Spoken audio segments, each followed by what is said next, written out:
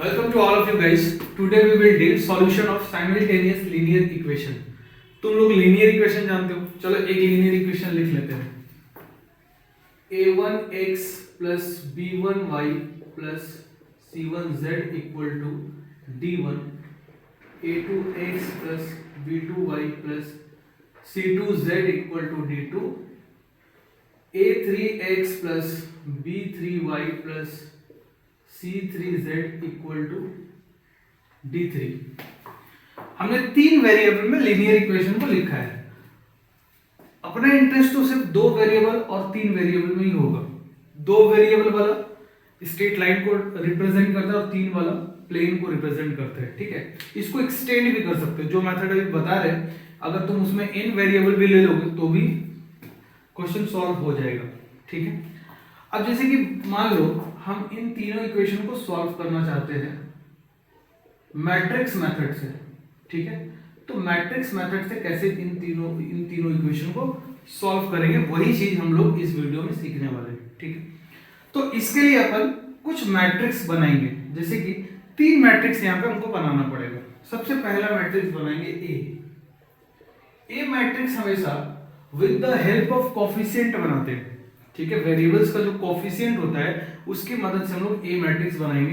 कैसे बनाएंगे, देखो इसका कांस्टेंट, इसका कोफिशिएंट a1 b1 c1, तो a1 b1 c1.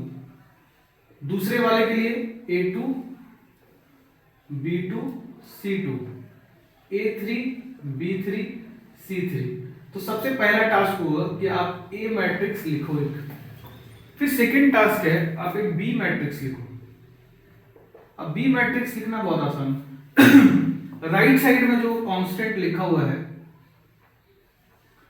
एक बात का ध्यान रखना, अगर आपको इक्वेशन सॉल्व करना है तो इक्वेशन इसी फॉर्म में लिखा होना चाहिए, माने कि कांस्टेंट टर्म जो है वो राइट साइड में होना चाहिए. तो बी मैट्रिक्स ऐसा हो जाएगा. और एक वेरिएबल मैट्रिक्स आपको लिखना पड़ेगा, और ये वेरिएबल के हेल्प से लिखते हैं एक्स वाई जेड. इसमें कोई दिक्कत?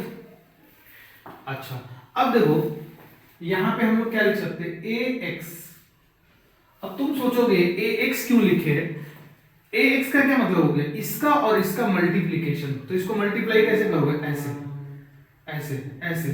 क्योंकि ये 3x3 का है और ये 3x1 का है, तो इन दोनों को मल्टीप्लाई करना संभव है, क्योंकि इसका कॉलम 3 और इसका रो 3 है. ये सब डिस्कशन पहले ही कर रखे हैं. और 3 और जो आएगा उसका ऑर्डर कितना होगा, 3 1. तो जो मैट्रिक्स आएगा ना वो यही वाला आएगा, जिसका फर्स्ट एलिमेंट, फर्स्ट रो ये वाला एक ही एलिमेंट्स होगा, सेकेंड रो ये होगा और थर्ड रो ये होगा. ठीक है, और फिर जब तुम बी के साथ इसको बराबर करोगे तो हम लोगों को पता है कि इक्वल मैट्रिक्स बन जाएगा. तो मतलब कि बी मैट्रिक्स तो ये है और ए एक्स ये बन जाएगा. तो फिर कंपेयर कर सकते हैं ना, इक्वल मैट्रिक्स के कॉरेस्पॉन्डिंग एलिमेंट्स को कंपेयर कर सकते हैं, तो यही इक्वेशन मिल जाएगी. ये वजह है कि हम लोग ऐसे लिखते हैं. ठीक है, अब इसको सॉल्व कैसे करेंगे, तो दोनों तरफ इसका ए इनवर्स से मल्टीप्लाई कर दो. तो मल्टीप्लाई कर दोगे, पोस्ट मल्टीप्लिकेशन ही या फिर प्री मल्टीप्लिकेशन किए, पहले किए तो पहले ही करेंगे इधर भी. अब क्या होगा, ये आई बन जाएगा. किसी भी मैट्रिक्स को उसका इनवर्स से मल्टीप्लाई करोगे तो आई बन जाएगा. ठीक है, और ये ए इनवर्स बी हो गया. और आई से किसी मैट्रिक्स को मल्टीप्लाई करोगे तो x equal to A inverse B हो जाएगा. मतलब आई से किसी मैट्रिक्स को मल्टीप्लाई करोगे तो वो वही मैट्रिक्स रह जाएगा, और यहां से x का सॉल्यूशन आ गया. अब ये भी एक मैट्रिक्स, ये भी एक मैट्रिक्स, दोनों इक्वल मैट्रिक्स है. तो करेस्पॉन्डिंग एलिमेंट्स को जब तुम कंपेयर करोगे तो x मैट्रिक्स है क्या, एक्स वाई जेड, तो एक्स वाई जेड की वैल्यू निकल जाएगी. अभी जो ये इक्वेशन लिखे हैं हम, इस इक्वेशन पे काफी बातचीत करना भी बाकी है, तो इस पर भी बातचीत करेंगे. पहले आप इसको नोट कीजिए.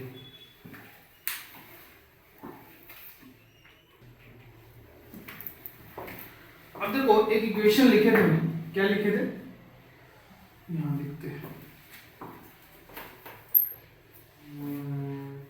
ए x equal to B matrix. ठीक है, ये इक्वेशन लिखा हुआ है. अब इस इक्वेशन में देखो, इस इक्वेशन में हो सकता है कि बी जो हो ना वो नल मैट्रिक्स हो। अगर बी नल मैट्रिक्स हो गया यानी कि राइट साइड वाला एलिमेंट d1 d2 d3 क्या हो गया, जीरो हो गया, तो इसको बोलेंगे होमोजीनियस इक्वेशन। ठीक है, और ऐसा भी हो सकता है कि B zero B null matrix ना हो, तो इसको बोलेंगे नॉन होमोजीनियस इक्वेशन। ठीक है, अच्छा अब a into x equal to B, तो a इनवर्स तो हर मैट्रिक्स का पॉसिबल थोड़ी, कभी कभी ऐसा भी हो सकता है कि a इनवर्स एग्जिस्ट ही ना करे। तो a इनवर्स एग्जिस्ट करेगा या नहीं करेगा तो डिपेंड करेगा कि a इनवर्स एग्जिस्ट करने या ना करने पर इस बात का फर्क पड़ेगा कि इस इक्वेशन को सॉल्व किया जा सकता है कि नहीं। अब तुमको पता होगा हर इक्वेशन सॉल्युबल थोड़ी होते हैं, बहुत सारे इक्वेशन ऐसा होता है कि नॉन सॉल्युबल होते हैं। तो ये इक्वेशन सॉल्युबल है या नहीं है, इस बात को देखने के लिए हमको ये चीज चेक करना पड़ेगा कि ए मैट्रिक्स कैसा है। तो ए मैट्रिक्स हो सकता है नॉन जीरो हो, इसका डिटरमिनेंट वैल्यू, ध्यान रहे इसका डिटरमिनेंट वैल्यू पे बातचीत कर रहे हैं, तो मतलब ए मैट्रिक्स क्या हो गया, नॉन सिंगुलर। और ऐसा भी हो सकता है कि ए मैट्रिक्स सिंगुलर मैट्रिक्स हो। सिंगुलर मैट्रिक्स में खास बात क्या होता है, उसका डिटरमिनेंट वैल्यू जीरो होता है। तो अगर ऐसा है तो ये इक्वेशन कंसिस्टेंट होगा। कंसिस्टेंट का क्या मतलब होता है, कंसिस्टेंट का मतलब होता है कि इसका सॉल्यूशन एग्जिस्ट करेगा, और कंसिस्टेंट होगा with unique solution. Consistent with unique solution, unique solution मतलब अगर mod A not equal to zero हुआ तो इक्वेशन मतलब इसको सॉल्व करोगे तो एक्स वाई जेड का वैल्यू तो निकलेगा बट वो यूनिक निकलेगा। ठीक है, यूनिक सॉल्यूशन होगा उसका, ये बात ध्यान रहे। और अब इसका सॉल्यूशन कैसे निकालोगे, तो इसका सॉल्यूशन निकलता है वही x equal to A inverse B, जो अभी थोड़ा देर पहले निकाले थे। ठीक है, लेकिन अगर ये नॉन मैट्रिक्स मतलब कि ये सिंगुलर मैट्रिक्स हो जाए तब दो केस पॉसिबल है, तब सॉल्यूशन माने कंसिस्टेंट भी हो सकता है और इनकंसिस्टेंट भी हो सकता है। हो सकता है कि कंसिस्टेंट हो और हो सकता है कि इनकंसिस्टेंट हो।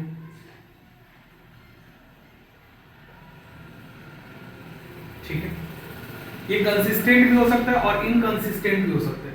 अब कंसिस्टेंट कब होगा, कंसिस्टेंट तब होगा ये जब तुम इसका एडजॉइंट ऑफ ए निकाल के बी से मल्टीप्लाई करोगे और नल मैट्रिक्स आ जाएगा, तब बोलेंगे कंसिस्टेंट है।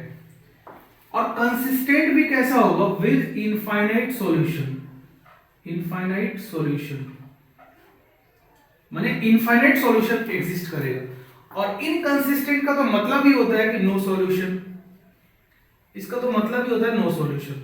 ठीक है, और ये इनकंसिस्टेंट कब होगा, जब adjoint of A B null matrix ना हो। ये जो अच्छा ये एक मैट्रिक्स है, ये भी एक मैट्रिक्स है, दो मैट्रिक्स को मल्टीप्लाई करोगे तो नया मैट्रिक्स आएगा। तो वो नया मैट्रिक्स में क्या बात हो सकता है, या तो वो नल मैट्रिक्स हो जाए या तो नल मैट्रिक्स ना हो। ठीक है, इसको नोट कीजिए।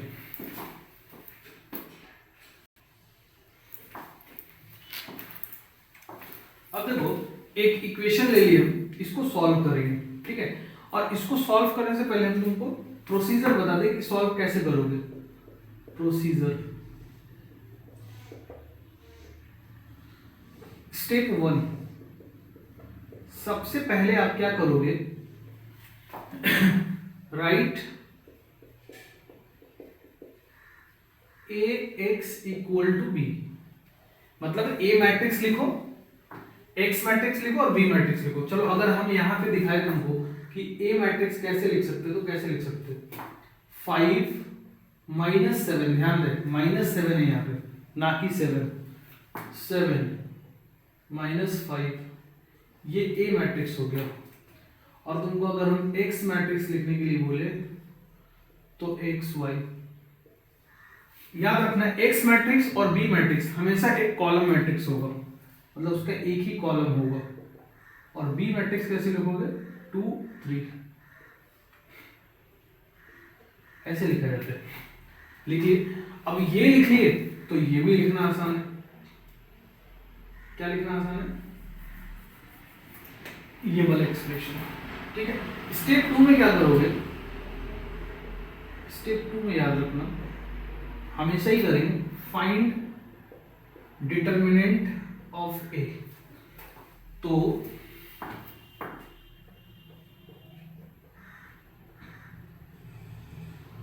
डिटर्मिनेंट ऑफ ए निकालेंगे तो कितना हो जाएगा, -25 और इधर हो जाएगा +49। तो ये कितना हो गया, 24। ठीक है, जो कि 0 नहीं है।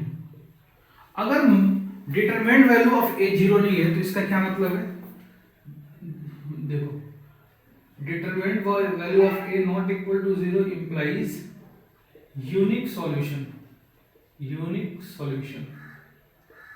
तो यहां से मतलब स्टेप 3 जब तुम करने जाओगे तो तुम्हारे पास 2 मोड आएंगे। पहली ए नंबर कि हो सकता है कि डिटरमिनेंट वैल्यू ऑफ ए 0 ना हो, मतलब ए जो हो वो नॉन सिंगुलर मैट्रिक्स हो, तो यहां से क्या बोल सकते हो, यूनिक सॉल्यूशन एग्जिस्ट। अब वो यूनिक सॉल्यूशन निकालोगे कैसे, तो उसके लिए है ये वाला इक्वेशन, ये इक्वेशन तभी वैलिड है। ठीक है, काम खत्म। ऐसा भी हो सकता है कि ये वाला जो हो डिटरमिनेंट वैल्यू 0 आ जाए। तो अब यहां से अगर ये 0 आ जाएगा, देखना ध्यान से, अगर ये 0 आ गया तो यहां से 2 बातें होंगी। क्या, अब ये 0 होगा तो तुमको निकालना पड़ेगा एडजॉइंट ऑफ ए, निकालना पड़ेगा, और फिर बी, और फिर चेक करना पड़ेगा कि नल मैट्रिक्स है कि नहीं। और उसके बाद दूसरा केस ये हो सकता है कि नल मैट्रिक्स ना हो। अगर ऐसा है तो इसका मतलब क्या हो जाएगा, infinite solution exist, solution exist.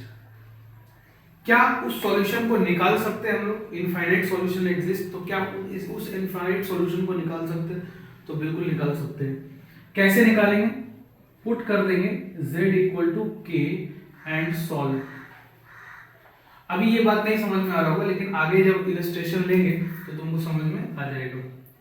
और अगर ऐसा आ गया तो लिख देंगे नो सॉल्यूशन।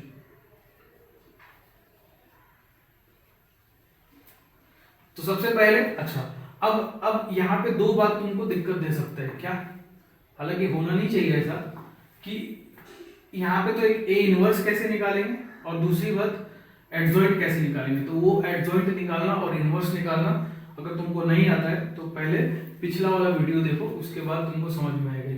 उसमें हम पूरा डिटेल में सिखा रखे कि इनवर्स और एडजॉइंट को कैसे निकालते हैं। समझ में, इसको पहले नोट कर लो, फिर हम उधर एग्जाम्पल सॉल्व करते। अब देखो ये यूनिक सॉल्यूशन आ गया इसका। अब अगर ये यूनिक सॉल्यूशन है तो हमको अब वो सॉल्यूशन निकालना पड़ेगा। तो वो सॉल्यूशन कैसे निकालेंगे, नाउ वी हैव या फिर वी नो दैट, क्या हम लोग जानते हैं कि x = a इनवर्स b होता है। ठीक है, अब सबसे बड़ा टास्क है a इनवर्स निकालना। अब हमको पता है कि a इनवर्स निकालना पड़ेगा, तो a इनवर्स कैसे निकालते हैं। तो a इनवर्स निकालने के लिए हम आपको शॉर्टकट बताए थे।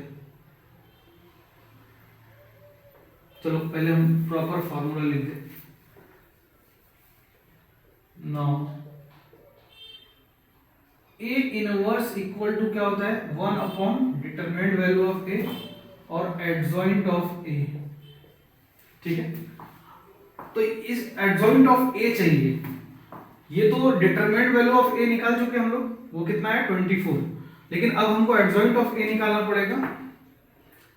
तो फॉर एडजॉइंट ऑफ ए, तो एडजॉइंट ऑफ ए निकालने का प्रॉपर तरीका हम आपको बता रखे, बट यहाँ पे हम शॉर्टकट यूज करेंगे। हम आपको बताए थे कि अगर मैट्रिक्स 2 क्रॉस 2 का होगा तो इजीली निकाल सकते हैं कैसे, ऑफ डायगोनल को इंटरचेंज करके और डायगोनल एलिमेंट्स को मल्टीप्लाई करके माइनस से। तो यहाँ पे 5 है और यहाँ पे -5 है, तो इंटरचेंज कर दो तो कितना हो जाएगा -5, और यहाँ पे हो जाएगा 5।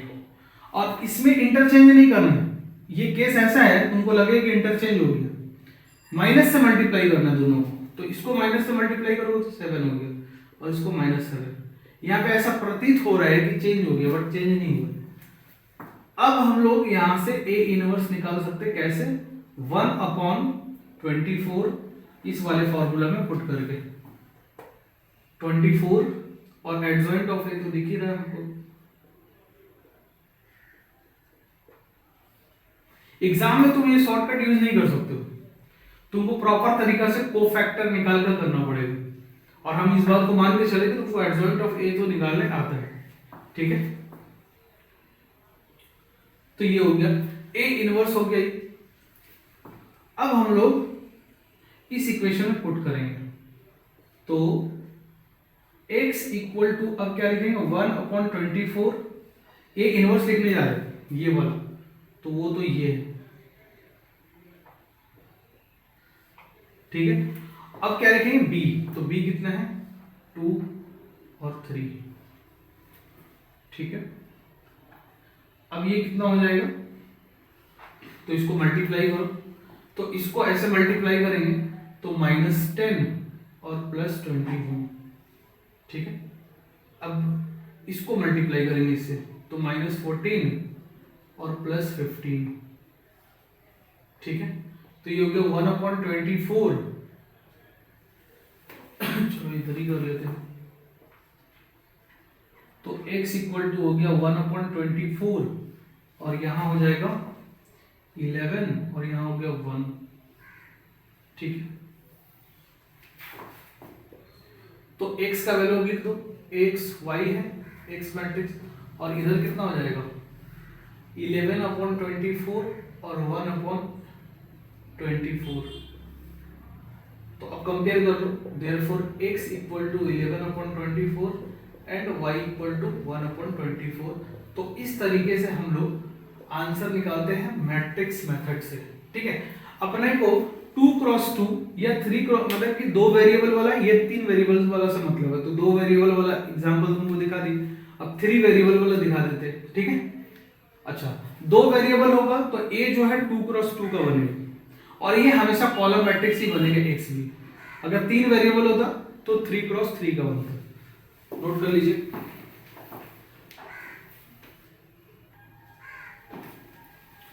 अब देखो इस इक्वेशन को सॉल्व करना है, तो शुरू हो जाते हैं। पहला स्टेप जो है वो क्या है कि अपने को सबसे पहले ए मैट्रिक्स लिखना है। तो यहां पे देखो y तो है नहीं, अगर y नहीं इसका क्या मतलब है 0 × y लिख सकते हो ना, और यहाँ पे आई होप कि x था। ठीक है, अच्छा अब यहाँ पे z नहीं है, तो z नहीं है तो 0 × z लिख लो। ठीक है, समझ में, 1 मिनट क्वेश्चन। ठीक, अब यहाँ पे आप मैट्रिक्स लिख सकते हो 2 1। ठीक है, 1 0 3, 2 -3, ध्यान रखना माइनस का, और 0, ये मैट्रिक्स ए हो गया। आई होप कोई गलती नहीं हुआ है।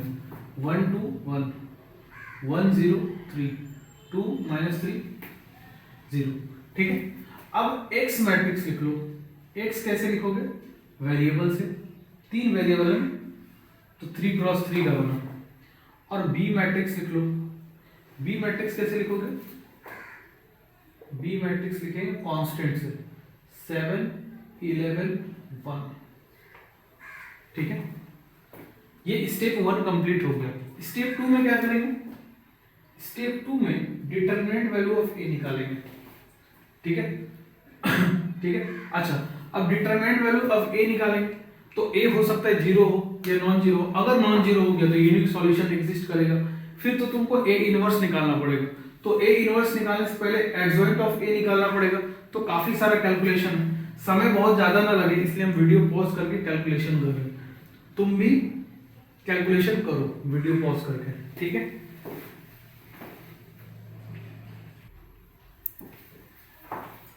अब देखो, हम डिटरमिनेंट वैल्यू निकाल लिए, 18 है, नॉन जीरो वैल्यू है, इसका मतलब unique solution exist, unique solution exist, ठीक है। यूनिक सॉल्यूशन एग्जिस्ट होगा। अब वो सॉल्यूशन क्या होगा, तो उसके लिए हम क्या लिखेंगे, वो सॉल्यूशन क्या होगा उसके लिए हम लिखेंगे A x equal to A inverse B. अब सवाल ये है कि ए इनवर्स कैसे निकालें। तो ए इनवर्स निकालने के लिए क्या करेंगे, डिटरमिनेंट वैल्यू ऑफ ए और adjoint of A. Adjoint of A कैसे निकालते थे, सोचो, को फैक्टर निकालते थे हर एक एलिमेंट्स का और करस्पॉन्डिंग एलिमेंट्स को चेंज कर देते थे को फैक्टर से, माने A11 की जगह में C11 आ जाता था एंड सो ऑन, और फिर उसका ट्रांसपोज ले लेते थे। याद रखना, एग्जाम में अगर तुम इस तरह से कैलकुलेट करते हो को factor, C11 9, C12 C13 C21, मतलब एक वाला वन वाला को, ये पहला वाला जो वन है, पहला वाला वन एक लाइन में, 2 वाला को एक लाइन में, 3 वाला को एक लाइन में, तो सीधा सीधा ऐसे लिख दोगे तो एक स्टेप बच जाएगा, तो तुम्हारा सीधा सीधा ये एडजॉइंट लिखा गया, ट्रांसपोज लेने की जरूरत नहीं पड़ी। बट अगर तुम ऐसे लिखते C11 C12 ऐसे इस हिसाब से, तो यहाँ पे क्या है A11 तो C11, A12 तो यहाँ पे अगर C12 लिखते तो फिर तुमको ट्रांसपोज लेना पड़ेगा, तो सीधा सीधा इनवर्स लिख सकते हैं हम यहाँ से 6 -2 -2, तो ये क्या लिख दी हम A इनवर्स। अब B लिख दो, तो B कितना है 7 11 और 1, ठीक है। अच्छा, कैलकुलेशन मिस्टेक हो तो देख लेना वो, ठीक है, वो तुम्हारी जिम्मेदारी है। अब इसको मल्टीप्लाई करो तो 63 हो जाएगा, -33 हो जाएगा, प्लस 6 हो जाएगा, ठीक है। अब इसको मल्टीप्लाई करो तो हो गया तुम्हारा 42 हो जाएगा, 22 -2, यहाँ मल्टीप्लाई करो तो हो जाएगा -21 प्लस 77 और हो गया यहाँ पे -2, ठीक। अब इसको और सिंप्लीफाई करो तो x इक्वल टू 1/18 कितना हो जाएगा यहाँ से 36, और यहाँ से कितना हो जाएगा, यहाँ से 18 हो जाएगा यहाँ से, ठीक है। और यहाँ से कितना हो जाएगा 77 में से 23, तो 4 हो गया और ये 5 हो गया, 54 हो गया यहाँ से, ठीक है। अब क्या करोगे, अब इसको मल्टीप्लाई कर दो और एक्स मैट्रिक्स को लिख लो, अब एक्स वाई जेड, और ये हो जाएगा तुम्हारा 2 1 3, तो यहां से x इक्वल टू कितना आ गया 2, y इक्वल टू कितना आ गया 3 1 एंड z इक्वल टू 3, तो ये जो तुम्हारा है ये आंसर हो गया इस क्वेश्चन के लिए, ठीक है। कैलकुलेशन अगर मिस्टेक हो तो वो देख लेना।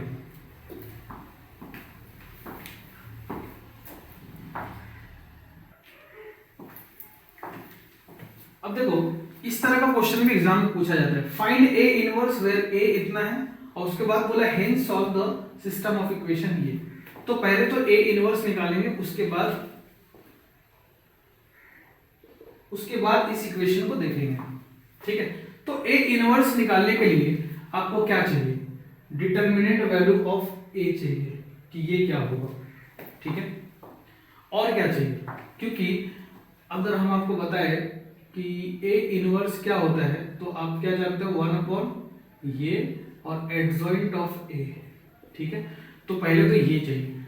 अब एडजॉइंट ऑफ ए निकालने के लिए क्या चाहिए कि हर एक एलिमेंट का कोफैक्टर निकालना पड़ेगा, मतलब C11 C12 C13, ठीक है, C21 C22 C23 C31 C32 C33।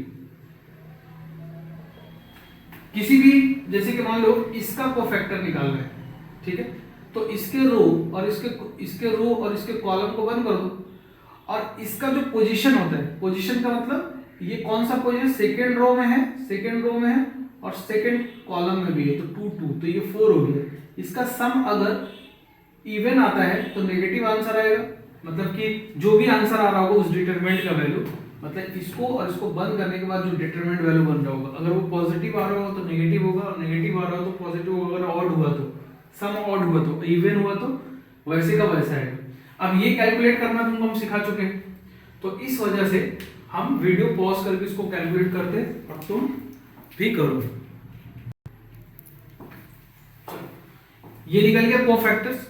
अब इस तरह से अगर आप लिखते हो, ये पहले ही बता चुके हैं, तो आप सीधा एडजॉइंट ऑफ ए की जगह में ये बैठा सकते हो। तो ए इनवर्स कैसे निकलेगा बाबू, 1 अपॉन कितना हो गया, अच्छा डिटरमिनेंट वैल्यू तो निकाले नहीं, तो डिटरमिनेंट वैल्यू निकालो, 1 इंटू -12 प्लस 6 -2 इंटू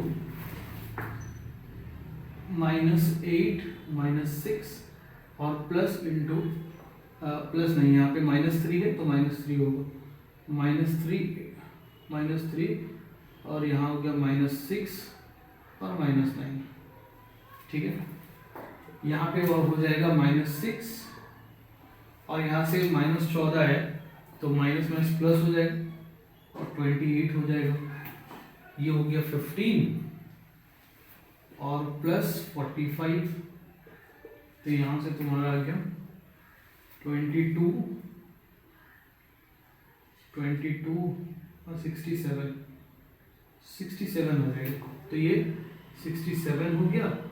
और अब इसके लिए इसको जैसे लिखा हो वैसे ही जमा दो, -6 14 -15 और यहाँ पे हो गया 17 5 9, ठीक है। एग्जाम में बहुत सावधानी से कैलकुलेशन करना, क्योंकि गलती होने की प्रोबेबिलिटी बहुत है, क्योंकि कैलकुलेशन बहुत ज्यादा है ना।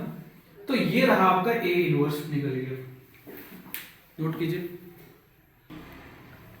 अब देखो अगेन क्वेश्चन क्या है, hence solve the system of equation, ये वाला, तो ये वाला इक्वेशन दिया हुआ है तो इसको सॉल्व करना है। अब पहले से अपन क्या निकाल चुके हैं कि डिटरमिनेंट वैल्यू 67 है ए का और ए इनवर्स ये है। अब ये ए ही क्यों, मतलब ए का डिटरमिनेंट से क्या लेना देना इसका, ए इनवर्स से क्या लेना देना इसका, वो लेना देना है, क्योंकि जब तुम इसको सॉल्व करने जाओगे तो ए मैट्रिक्स लिखोगे, तो ए मैट्रिक्स यही वाला आएगा, लिख के देख लो 1 2 -3, ठीक है। अब इसका क्या लिखना पड़ा, x, तो x लिख लो और b लिख लो, ठीक है।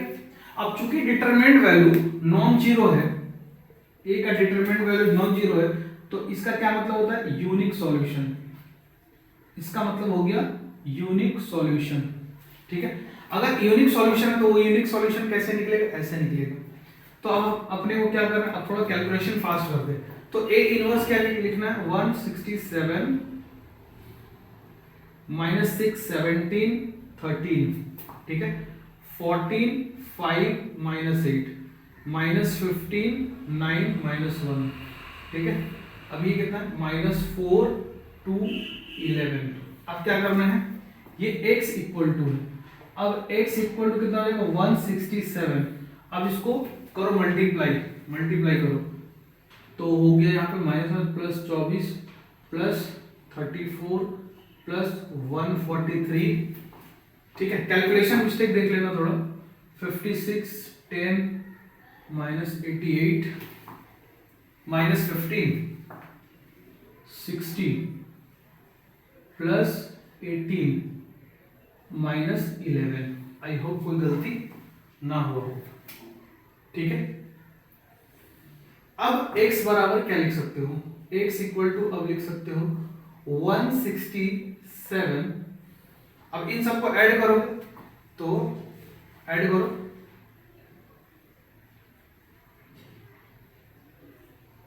दो सौ एक हो गया। इसको करो तो इसको 78 मान लो और 56, तो हो गया तुम्हारा 134 हो गया, ठीक है। कैलकुलेशन देख लेना एक बार, और यहाँ तो सीधा सीधा 67 ही आ जाएगा, 134 और 67 ही आ गया, ठीक है। अब x को पूरा लिख लो, x y z है। अब 67 से 1/67 से मल्टीप्लाई कर दो तो कितना आ जाएगा 3, ठीक है, 2 1, ठीक है। तो hence x equal to 3, y equal to 2 and z equal to 1 जो आया इस क्वेश्चन का आंसर आ गया, ठीक है। नोट कीजिए।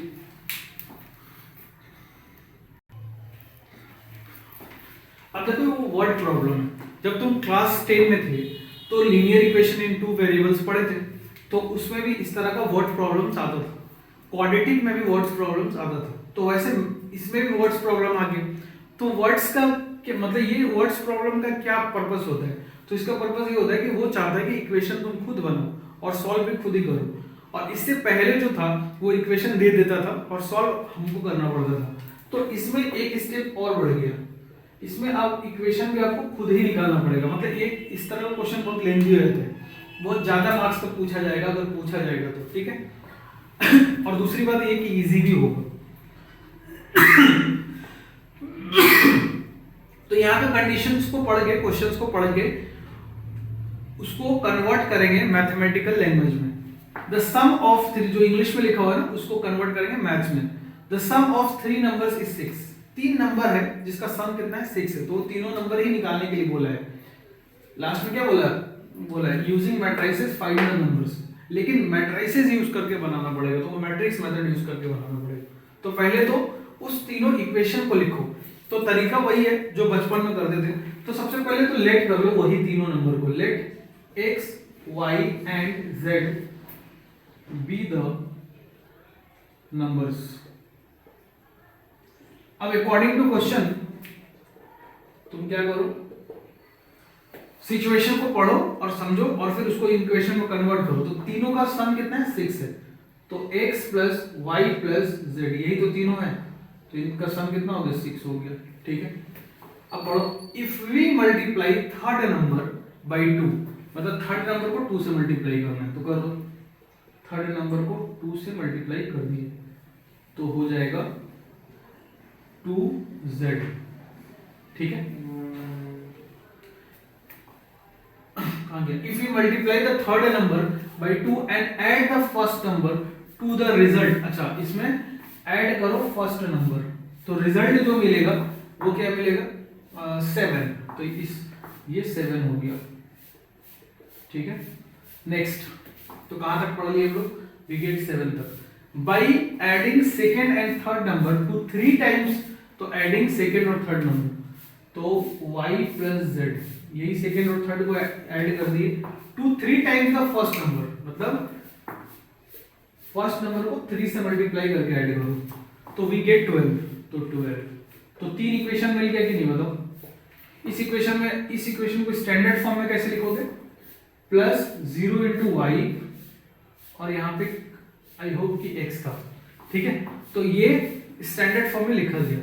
अब तुमको इसको सॉल्व करना, तो 2 सवाल बता दिए आई गेस, तो इसको उसी मेथड से अब सॉल्व कर लेना, ठीक है। बस वर्ड्स को कैसे हम लोग कन्वर्ट करते इक्वेशन में वो हम आपको सिखा दिए, ठीक है। अब इसको सॉल्व कर लेना। अच्छा, आंसर ही बता देते इसका तुमको। x का वैल्यू जो आएगा वो आएगा 3, y का वैल्यू 1 और z का वैल्यू 2, इससे मैच कर लेना अपना आंसर। ठीक है, इसको बिल्कुल वैसे ही सॉल्व करना है जैसे हम लोग सॉल्व करते आ रहे हैं। चलो इस टॉपिक को भी पढ़ लेते हैं, solution of homogeneous system of linear equation. ठीक है, तो होमोजेनियस इक्वेशन का क्या मतलब होता है? होमोजेनियस इक्वेशन का मतलब होता है कि राइट साइड में जो कांस्टेंट होगा वेरिएबल को छोड़ के वो जीरो होना चाहिए। तो इसका मतलब यहाँ पे तो b जो होगा, मतलब क्या लिख सकते हैं यहाँ पे, in this case b equal to null matrix होगा। b जो होगा वो नल मैट्रिक्स होगा।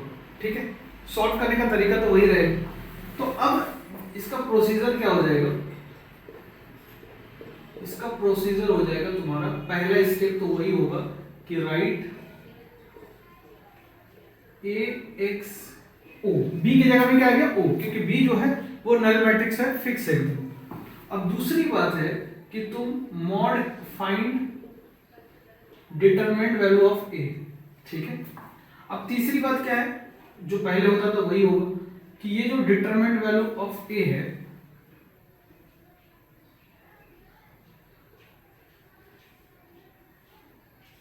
वो जीरो या तो जीरो हो जाए, मतलब यहां से तो पहली बात क्या बोल सकते हो कि ये जो है वो जीरो ना हो। तो ये जीरो ना हो तो इसका मतलब क्या होता है? Unique solution. और यहां पे वो यूनिक सॉल्यूशन बहुत ही रेयर है, मतलब ट्रिवियल सॉल्यूशन यहां पे एग्जिस्ट करेगा। मतलब यहां पे एक्स ट्रिवियल सॉल्यूशन किसको बोलते हैं? जब भी वेरिएबल्स का वैल्यू जीरो आ जाए तो उसको बोलते हैं ट्रिवियल सॉल्यूशन। ठीक है, और हमेशा यहाँ पे ट्रिवियल सॉल्यूशन ही होगा क्योंकि बी जो है वो नल मैट्रिक्स है। ठीक है, यही चीज के लिए ये टॉपिक अलग से हम आपको पढ़ा रहे, नहीं तो उससे भी काम चल जाता। ठीक है अब मान लो दूसरा केस क्या हो सकता है कि ये जो है वो जीरो हो जाए। ठीक है, तो इनफाइनाइट सॉल्यूशन हो जाएगा, इनफाइनाइट सॉल्यूशन हो जाएगा। और उस इनफाइनाइट सॉल्यूशन को निकालोगे कैसे? z equal to K put करके।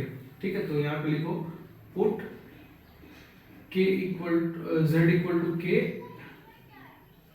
And get the value of x y and z in terms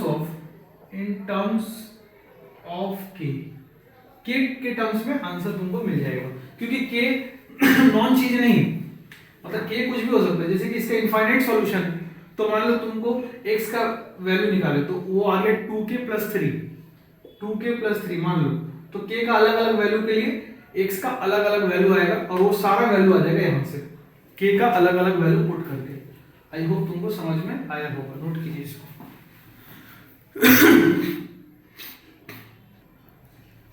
अब ये क्वेश्चन देखो, सॉल्यूशन को छोड़ो, क्वेश्चन को देखो। Show that the system of equation, ये शॉर्टकट में लिख दिया, system of equation is consistent. ये सिस्टम ऑफ इक्वेशन जो है वो कंसिस्टेंट है, ऐसा शो करना है तुमको।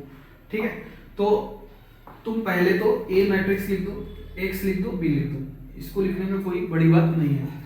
अब डिटरमिनेंट वैल्यू ऑफ ए निकालेंगे, तो डिटरमिनेंट वैल्यू ऑफ ए अगर equal to not equal to zero आ जाए तो कंसिस्टेंट हो ही जाएगा। लेकिन अगर इक्वल टू जीरो आया तो कंसिस्टेंट हो भी सकता है, नहीं भी हो सकता है। तो इस केस में जब हम a का वैल्यू जीरो निकाले तो देखे, मतलब a का डिटरमिनेंट ऑफ a निकाले तो वो जीरो आ गया। इसका मतलब ये कंसिस्टेंट हो भी सकता है, नहीं भी हो सकता, मतलब और चेक करने की जरूरत है। तो अब अगर चेक करना है तो हम क्या करेंगे? Adjoint of a into B, adjoint of a into B को मल्टीप्लाई करेंगे, और वो अगर नल मैट्रिक्स आ गया तब तो इसका इनफाइनाइट सॉल्यूशन एग्जिस्ट करेगा, तब तो कंसिस्टेंट हो जाएगा। और वो नल मैट्रिक्स नहीं आया तो कंसिस्टेंट नहीं होगा। तो अब अपने को क्या करना पड़ेगा? एडजॉइंट निकालना पड़ेगा। ठीक है,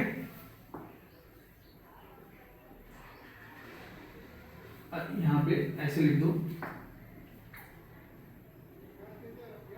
since determinant value of a equal to 0, this implies system of equation may or may or may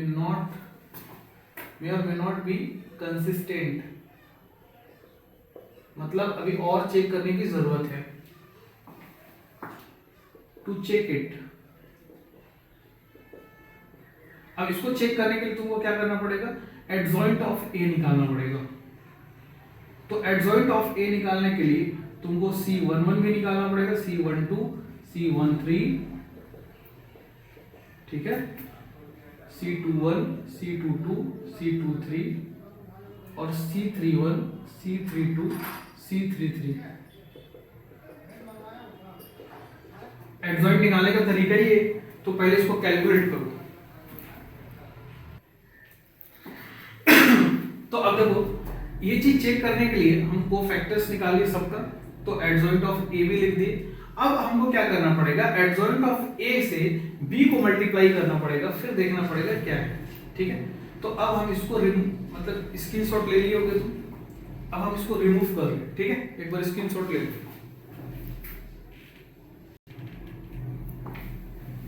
अब इन दोनों मल्टीप्लाई करके, इन दोनों मैट्रिक्स को मल्टीप्लाई करके देखेंगे कि ये क्या है, एडजॉइंट ऑफ ए, और ये क्या लिखा हुआ है, B.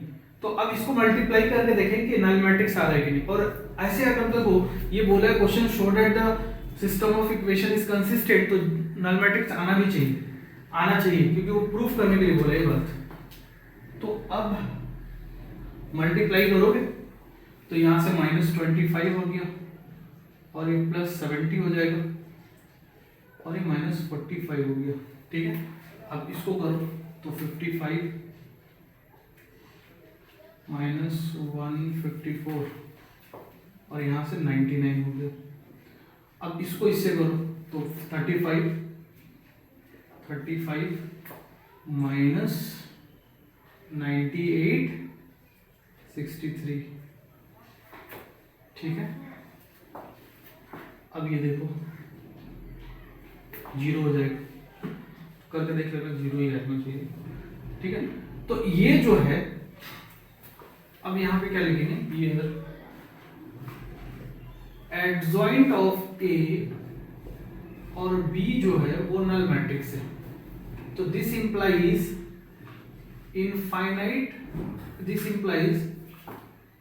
Infinite solution exist, hence system of equation is consistent।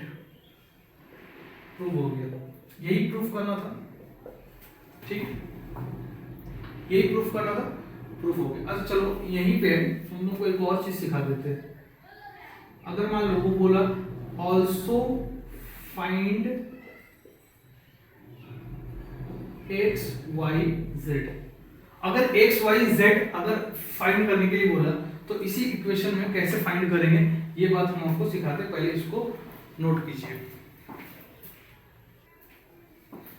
अब देखो इसको सॉल्व करना है, तो इसको सॉल्व करने का तरीका क्या हो जाएगा, तुम हमेशा ऐसे ही सॉल्व करना होता है। इसको सॉल्व करने का मतलब ये बिल्कुल अलग ही टाइप का क्वेश्चन हो गया ये वाला लिखने से, ठीक है। तो अब यहाँ पे हम आपको क्या बताए थे, इसमें से x y z 3 वेरिएबल, किसी भी वेरिएबल को k पुट कर सकते हो, लेकिन हम आज से एक स्ट्रेटेजी ही बना लेते हैं कि z को k पुट करेंगे। क्या z को पुट करना जरूरी है, नहीं, किसी को भी कर सकते हो पुट, तो put z equal to k put कर दिए, बहुत बढ़िया। अब तुम k को वेरिएबल मत मानो z को, अब तुम ऐसे समझो कि हमको k पता है, ठीक है। तो ऐसा करने पे 2x - y इक्वल टू, अब वेरिएबल तुम्हारे पास दो ही है, x और y, और z नॉन हो गया, और उसका वैल्यू क्या जानते हो तुम, k, तो इसको इधर लेके आना पड़ेगा -3k, इक्वेशन 1। और किसी भी दो इक्वेशन को लेके काम चल जाएगा, तो हम 1 और 2 को ले लेते हैं, तो यहाँ पे क्या हो जाएगा 3x + 2y इक्वल टू, अब इसके जगह में z पुट कर दिए, और इधर आके ये क्या हो गया +k, तो इक्वेशन 2 हो गया। अब ये दो वेरिएबल वाला इक्वेशन जैसे तुमको दिख रहा है, जिसमें k के टर्म्स में है, तो आंसर भी किसके टर्म में आना चाहिए, k के टर्म्स में आना चाहिए। तो यहाँ पे फिर वही शुरू होगी, A मैट्रिक्स लिखो, कैसे लिखोगे 2 - 1 3 2। एक बात ध्यान रखना, बच्चे यहाँ पे बहुत गलती करते हैं, माइनस रहता है ना तो वो 1 ही ले लेते हैं, इस माइनस साइन को कंसिडर करना है ध्यान से। और x क्या लिखोगे, अब तो तुम्हारे पास दो ही वेरिएबल है ना, x y, और b क्या लिखोगे, b की जगह में हो गया तुम्हारा 5 माइनस 3k और 7 प्लस k, ठीक है। अब तुम अगर ये निकालोगे मॉड ए यानी कि डिटरमिनेंट वैल्यू ऑफ ए, भले हम मॉड ए बोलते हैं लेकिन इसका तात्पर्य ये होता है कि डिटरमिनेंट वैल्यू ऑफ ए, तो 2 2 4 और प्लस यहाँ पे -3 होगा और पहले से जो माइनस आएगा वो प्लस बना देगा, तो ये 7 हो गया जो कि नॉन जीरो है। तो सॉल्यूशन यूनिक सॉल्यूशन एग्जिस्ट करेगा इन टर्म्स ऑफ के, ठीक है। के को हम नॉन मान रहे तब बोले यूनिक सॉल्यूशन, ठीक है। तो अब सॉल्व कर दो, कैसे सॉल्व करोगे, वैसे ही शुरू होगी, x equal to A inverse और क्या हो जाएगा ए इनवर्स और b, ठीक है। अब ए इनवर्स क्या होगा, तो ए इनवर्स होगा 1/7 और इस मैट्रिक्स का एडजॉइंट, तो इस मैट्रिक्स चूंकि ये 2 क्रॉस 2 का है तो इसका शॉर्टकट पता है, एलिमेंट्स को एक्सचेंज करो, जो ऑफ डायगोनल होता है ना उसको एक्सचेंज करो, तो यहाँ तुमको फर्क ही नहीं पता चलेगा, ठीक है। और क्या करना है, अब ये वाला को माइनस से मल्टीप्लाई कर दो तो 1 हो जाएगा यहाँ और यहाँ -3 हो गया, ठीक है। तो ये एडजॉइंट निकाले हो तुम, एडजॉइंट निकाले हो ना, तो ये तो एडजॉइंट निकला। अब इसका ट्रांसपोज लोगे तब जाके वो इनवर्स बनेगा, ठीक है। और यहाँ पे बी मैट्रिक्स लिख दो 5 माइनस 3k 7 प्लस k, ठीक है। तो अब x इक्वल टू क्या हो जाएगा 1/7, अब इसको 2 1 -3 2, अब ये हो गया inverse 5 minus 3k 7 plus k, ठीक है।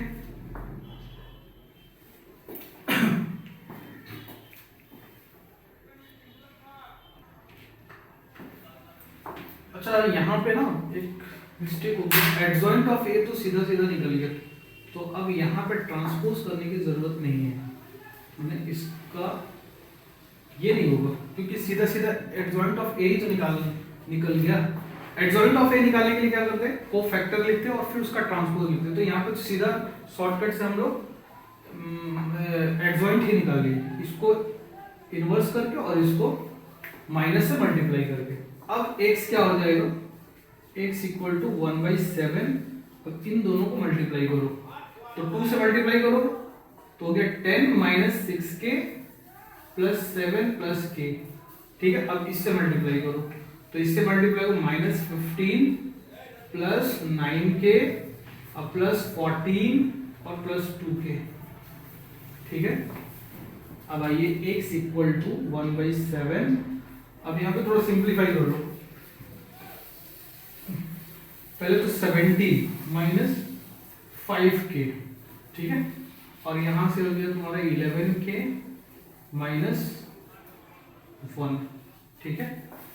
तो अब ये हो गया x y और 7 से कर दो डिवाइड, 7 माइनस 5k अपॉन 7 और 11k माइनस 1 अपॉन 7। तो देखो यहाँ से x का वैल्यू क्या आ गया कंपेयर करने पे, hence x equal to 17 minus 5k upon 7, y equal to 11k minus 1 upon 7 and z equal to k, क्योंकि z को तो पहले ही हम लोग k मान लेते हैं ना, तो ये तुम्हारा आंसर है। अगर कुछ कैलकुलेशन मिस्टेक हुआ होगा तो वो तुम देख लेना अपनी तरफ से, ठीक है। अब देखो जो टॉपिक पढ़ाने जा रहे हैं वो बहुत इंपॉर्टेंट है, यहाँ से क्वेश्चन फिक्स है एकदम, यहाँ से क्वेश्चन आता ही आता है, 90% प्रोबेबिलिटी है कि यहाँ से क्वेश्चन पूछेगा। तो ये वाला हमको एडजॉइंट और जो पिछला वीडियो उसमें कवर करना था, लेकिन उसमें छूट गया था टॉपिक, तो अब हम इसी वीडियो में इसको कवर कर दे रहे हैं। एलिमेंट्री ट्रांसफॉर्मेशन बोलो या ऑपरेशन बोलो किसी मैट्रिक्स का क्या होता है ये, तो पहले तो ये इसका फील्ड बहुत कम आता है, तो पहले ये समझो कि अगर तुम बचपन में कोई इक्वेशन सॉल्व करते थे कि नहीं, 3x = 5। तो इस इक्वेशन में बहुत सारा चीज तुमको करना अलाउड था, जैसे दोनों तरफ किसी नंबर को ऐड कर सकते थे, दोनों तरफ किसी नंबर को सब्ट्रैक्ट कर सकते थे, मल्टीप्लाई कर सकते थे, डिवाइड कर सकते थे, इक्वेशन चेंज नहीं होता था। जैसे कि अगर मान लो 2 + 3 = 5 है और दोनों तरफ हम 10 ऐड कर दें तो क्या इक्वेशन चेंज हो जाएगा? नहीं होगा। लेकिन सोचो, लेफ्ट साइड में जो वैल्यू लिखा हुआ है और राइट साइड में जो वैल्यू लिखा हुआ वो चेंज हो जाएगा। तो वैसे मैट्रिक्स का भी इक्वेशन होता है, मैट्रिक्स का भी इक्वेशन होता है। तो मैट्रिक्स का जब तुम इक्वेशन सॉल्व करने जाओगे तो तुम क्या करोगे, ये वाला जो ट्रांसफॉर्मेशन है वो अप्लाई करोगे और इक्वेशन चेंज नहीं होगा। वो अलग बात है कि मैट्रिक्स जरूर चेंज हो जाएगा, जैसे कि नंबर्स चेंज हो गया था। इस वजह से इस टॉपिक को पढ़ते हैं। तो अभी तक तो हम तुमको सिर्फ ये समझाए कि इस टॉपिक को पढ़ते क्यों है, ठीक है। अब इस टॉपिक में पढ़ते क्या है वो समझो। जब भी तुम मैट्रिक्स इक्वेशन को सॉल्व कर रहे होगे तो तुमको तुम 3 ऑपरेशन, 3 ट्रांसफॉर्मेशन यूज कर सकते हो और 3 के अलावा कुछ और मत कर देना, ठीक है। क्या है वो ट्रांसफॉर्मेशन? पहला ट्रांसफॉर्मेशन है RI एक्सचेंज विद RJ। किसी भी रो को किसी भी रो से इंटरचेंज कर सकते हो। जैसे मान लो 3 × 3 का मैट्रिक्स लिखा हुआ है, अब रो 1 को पकड़ लो और रो 3 को पकड़ लो और 3 को 1 की जगह पे ले जाओ और 1 को 3 की जगह पे ले जाओ। तो ये ऑपरेशन करना वैलिड है, जैसे कि इक्वेशन में हम लोग बचपन में दोनों तरफ नंबर को ऐड कर सकते थे, सब्ट्रैक्ट कर सकते थे, उसी तरह से, ठीक है। दूसरी बात ये है कि किसी भी रो को तुम चाहो तो चेंज कर सकते हो किसी कांस्टेंट से मल्टीप्लाई करके उसी रो में, ये करना वैलिड है। लेकिन अगर एक तरफ की तो दूसरी तरफ भी करोगे, जैसे कि एक तरफ अगर 10 ऐड किए तो दूसरी तरफ भी कर देते, वैसे ही। तीसरा चीज क्या कर सकते हो, किसी रो को चेंज कर सकते हो, किसी रो की जगह में क्या कर सकते हो कि उसी रो में किसी दूसरे रो को किसी कांस्टेंट से मल्टीप्लाई करके, अब वो कांस्टेंट पॉजिटिव भी हो सकता है, नेगेटिव भी हो सकता है, ठीक है। किसी रो को ऐसे चेंज कर सकते हो कि उसी रो में किसी और रो को किसी कांस्टेंट से मल्टीप्लाई करके या जोड़ मल्टीप्लाई करके उसको ऐड कर सकते हो। सब्ट्रैक्ट करना ही वैलिड है, अगर k नेगेटिव होगा तो ऑटोमेटिक सब्ट्रैक्ट हो जाएगा। लेकिन याद रखना ये जो k है पॉजिटिव नेगेटिव नहीं होना चाहिए, जीरो नहीं होना चाहिए। जीरो हो तो तबाह हो जाएगा, नहीं सॉरी, यहाँ पे जीरो नहीं होना चाहिए, k ≠ 0 हियर। यहाँ तो जीरो हो भी सकता है, अगर जीरो रख दिए तो वही आ जाएगा, ठीक है। यहाँ पे याद रखना कि जीरो नहीं होना चाहिए। तो ये ऑपरेशन करना वैलिड है। अब इसमें एक खास बात ये है कि नोट करके लिख सकते हो उस चीज को कि same transformation can be applied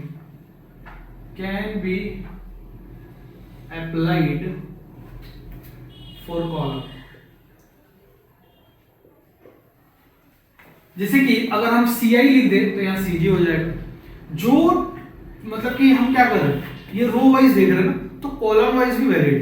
एक कॉलम को दूसरे से एक्सचेंज कर सकते हो, कॉलम को किसी से मल्टीप्लाई करके लिख सकते हो, रिप्लेस करके लिख सकते हो, ठीक है। तो कॉलम के लिए भी सेम एप्लीकेशन वैलिड है। लेकिन ध्यान रखना, रो के लिए करोगे तो रो ही के लिए करोगे, कॉलम के लिए करोगे तो कॉलम के लिए करोगे, रो कॉलम के लिए मत कर देना, ठीक है। ये बात ध्यान रखना, नोट कीजिए। एक और चीज देख लेते हैं कि एलिमेंट्री मैट्रिक्स क्या होता है, ठीक है। ये पहला नोट था। दूसरा नोट में देख लेते हैं एलिमेंट्री मैट्रिक्स क्या होता है। मान लो एक मैट्रिक्स I है, ठीक है, 1 0 0 0 1 0 0 0 1। एलिमेंट्री मैट्रिक्स के लिए शुरुआत कहां से करेंगे, I से शुरुआत करेंगे। अब इसमें एक ट्रांसफॉर्मेशन मतलब यूज कर रही है, ट्रांसफॉर्मेशन इन तीनों में से कोई भी एक ट्रांसफॉर्मेशन यूज कर रही है, ठीक है। तो अगर यूज करोगे तो क्या मैट्रिक्स चेंज हो जाएगा? बिल्कुल चेंज हो जाएगा भाई। 5 में अगर 2 ऐड करोगे तो नंबर चेंज हो जाएगा, तो मैट्रिक्स चेंज हो जाएगा।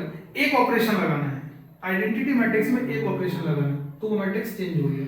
वो मैट्रिक्स क्या हो गया? मान लो हम ये चेंज कर दिए, कॉलम वाइज चेंज कर दिए कि इस कॉलम C2 को C1 के जगह, C1 को C2 के जगह, तो 0 1 0 1 0 0 और यहाँ पे एज इट इज तो ये जो ए है वो एलिमेंट्री मैट्रिक्स कहलाएगा, एलिमेंट्री मैट्रिक्स कहलाएगा। अगर यूनिट मैट्रिक्स में आप एक ऑपरेशन यूज कर दो तो जो नया मैट्रिक्स आता है उसको क्या बोलते हैं, एलिमेंट्री मैट्रिक्स। नोट कीजिए।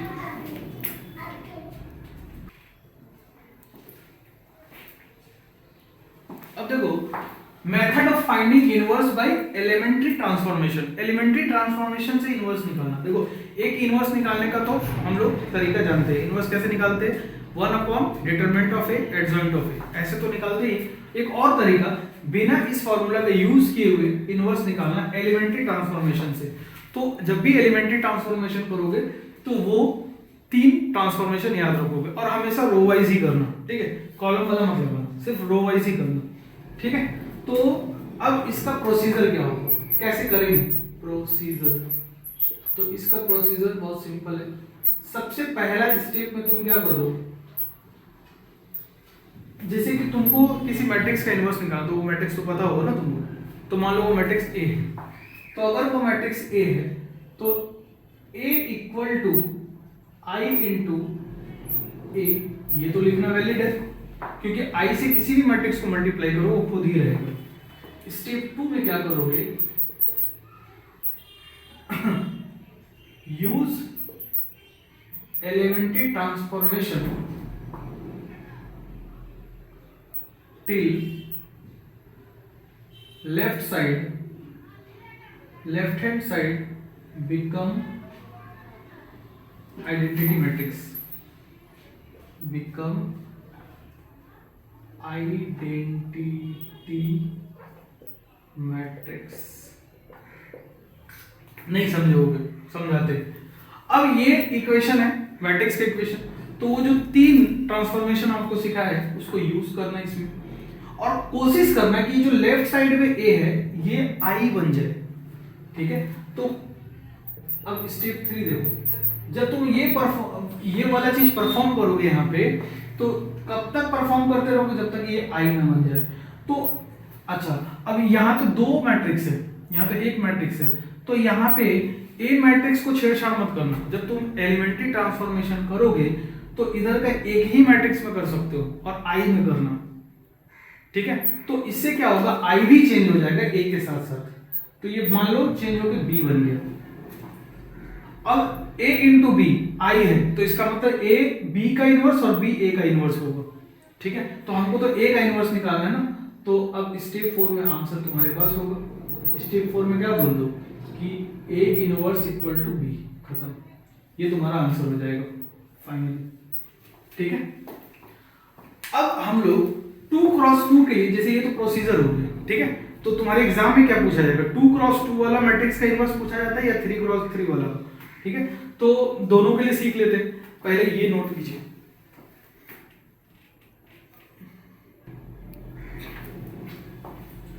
अब हम लोग इसका इनवर्स निकालेंगे। तो ये 2x2 वाला है, तो 2x वाला 2 का कैसे निकालते हैं। देखो इसमें चैलेंजिंग पार्ट है। अगर तुम ऐसे अनाधुंध निकालने की कोशिश की ए इनवर्स, तो इसमें एक समस्या आएगा। क्या समस्या आएगा, देखो ये तुम निकालोगे तो समझ में आएगा। जैसे कि मान लो हमको सबसे पहले क्या लिखना है, ए इक्वल टू आई इंटू ए। ये आई उसी ऑर्डर का होना चाहिए जिस ऑर्डर का ए हो। तो अब वैल्यू पुट करो, तो पुट कर दिए 2 5 1 3 1 0 0 1। और इस ए को छेड़छाड़ मत करो, इसको ऐसे ही रखने दो। क्यों, क्योंकि एलिमेंट्री ट्रांसफॉर्मेशन इस पे लगाना है। अब जब तुम इस पे एलिमेंट्री ट्रांसफॉर्मेशन अप्लाई करोगे ना, तो तुम्हारा एम क्या है, इसको आइडेंटिटी मैट्रिक्स बनाना। मतलब यहाँ 1 बनाना, यहाँ 0 बनाना, यहाँ 1 बनाना, यहाँ 0 बनाना। तो तुम जब खास करके ये प्रॉब्लम 3x3 में आता है ज्यादातर, तो क्या है कि अगर तुम इसको सही कर लिए 1 बना लिए, तो जब तुम इसको 0 बनाने जाओगे ना तो ये बिगड़ जाएगा। ऐसा ज्यादा प्रॉब्लम 3x3 में आता है, ठीक है। तो अब इससे कैसे बचा जाए, तो क्या इसके लिए कोई स्ट्रेटेजी है। तो इसके लिए हम आपको एक स्ट्रेटेजी बताते हैं, जिससे तुम अगर वैसे करोगे सावधानी बरत के, तो फिर तुम गलती कम से कम होगा, गलती तो फिर भी करोगे तुम। तो देखो वो तरीका क्या है समझो। 2x2 में पहले यहां वाला जो एलिमेंट्स होता है उसको टारगेट करना। तो उसको क्या करना, टारगेट करना है 1 बनाने के लिए। और दूसरे नंबर पे यहाँ वाले एलिमेंट्स को टारगेट करना 0 बनाने के लिए, और फिर तीसरे नंबर पे इसको टारगेट करना और चौथे नंबर पे इसको टारगेट करना। ठीक है, नंबर भी लिख दिए, एरो भी दिखा दिए। तो इसका मतलब इस क्वेश्चन में सबसे पहला टास्क हमको यहाँ पे 1 बनाना। अब वो कैसे बनाओगे, तो तुम बहुत सारा मतलब 3 जो ट्रांसफॉर्मेशन पढ़े थे उसी से, और हमेशा कोशिश करना रो वाइज रो लगाए। ठीक है, रो वाइज ही लगाए, तो रो वाइज लगा रहे तो हम यहाँ पे इंटरचेंज कर देते R1 को R2 से, इंटरचेंज कर दी, कर दो, तो कर दोगे तो यहाँ पे क्या हो जाएगा, ये मैट्रिक्स जो है R1 इंटरचेंजिंग R2, तो ये वाला जो मैट्रिक्स है वो क्या बन जाएगा 1 3 और ये हो जाएगा 2 5। इंटरचेंज भी कर सकते थे, सब्ट्रैक्ट भी कर सकते थे। तो यहाँ पे 0 1 इंटरचेंज कर दी तो 1 0, और ये A एज इट इज। ठीक है, अब यहाँ पे 0 बनाना है, तो यहाँ पे 0 बनाने के लिए क्या करो, रो 2 में चेंज कर दो। अब रो 2 में कैसे चेंज करेंगे, रो 1 में रो 2 में से सब्ट्रैक्ट कर दो रो 1 को 2 से मल्टीप्लाई करके। ठीक है, तो अब देखो ये वाला लिख लेना भाई, ये तो बहुत इंपॉर्टेंट है। ठीक है, अब देखो ध्यान से, अब यहाँ पे 2 से मल्टीप्लाई किए हो तो यहाँ 2 हो जाएगा, और फिर इसमें से सब्ट्रैक्ट करो तो यहाँ पे हो गया, पहला रो में कोई भी परिवर्तन नहीं आएगा क्योंकि पहला रो में चेंज थोड़ी किया हो, चेंज दूसरे रो में किया हो ना, तो दूसरा रो में चेंजिंग आएगा। ठीक है, कैसे वो होगा, इसको 2 से मल्टीप्लाई किया हो तो 2 हो गया, अब 2 में से घटा दो तो 0 हो गया, 2 से मल्टीप्लाई किया हो तो 6 हो गया, और 5 में से 6 घटा दो तो -1 हो गया। ठीक, यहां तक कोई प्रॉब्लम नहीं होगा। अब अगर यहां किए हो तो यहां भी करना पड़ेगा तुमको, सेम मतलब सेम ऑपरेशन तुमको यहां भी अप्लाई करना पड़ेगा। तो 2 से मल्टीप्लाई करो, कोई फर्क नहीं पड़ेगा, 2 से मल्टीप्लाई करो, घटाओ -2 हो जाएगा, और यहाँ पे A एज इट इज। ठीक है, अब कौन सा ट्रांसफॉर्मेशन, अब इसको 1 बनाना है तो क्या करो, रो 2 में चेंज कर दो, -रो 2 कर दो, सेकेंड वाला जो बताए थे कि -1 से मल्टीप्लाई कर दो, तो ये क्या हो जाएगा 1 3, पहले इसको टारगेट किया फिर इसको, अब इसको कर रहे हैं तो 0 1, माइनस करोगे कोई फर्क नहीं पड़ेगा, यहाँ माइनस करोगे तो चेंज हो जाएगा। अब यहाँ पे क्या हो जाएगा 0 1, इसमें चेंज किया तो -1 और 2 हो गया, और A एज इट इज। अब इसको क्या करना है 0 बनाना है, तो इसको 0 बनाने के लिए क्या करोगे, रो 1 में चेंजिंग करोगे। क्या करोगे रो 1 में, रो 1 में से सब्ट्रैक्ट कर दो रो 2 को 3 से मल्टीप्लाई करके। तो ऐसा करने से क्या हुआ, चूंकि रो 1 में चेंज किए हो तो रो 1 में चेंजिंग आएगा, इसको 3 से मल्टीप्लाई करो 0 ही रहेगा तो 1 ही रहा, 3 से मल्टीप्लाई करो और फिर सब्ट्रैक्ट करो तो 0 रहा, और ये एज इट इज। ठीक है, तो यहाँ पे भी चेंज करना पड़ेगा, 3 से मल्टीप्लाई करो और फिर इसमें से इसको सब्ट्रैक्ट करो, तो 3 से मल्टीप्लाई करोगे तो ये 3 हो जाएगा, और फिर सब्ट्रैक्ट करोगे तो +3 हो गया। ठीक है, और यहाँ पे भी क्या करो 3 से मल्टीप्लाई 6 तो यहाँ -5 हो गया, और ये एज इट इज रहेगा। तो ये जो तुम्हारा आया, आई होप कि कैलकुलेशन मिस्टेक ना हो कहीं, तो ये जो तुम्हारा आया ये I हो गया कि नहीं, और ये कुछ अलग ही मैट्रिक्स है B और ये A। ठीक है, तो here A inverse equal to B equal to, B कितना है 3 -5 -1 2, तो यही तुम्हारा क्या हो जाएगा आंसर हो जाएगा। ठीक है, नोट कीजिए।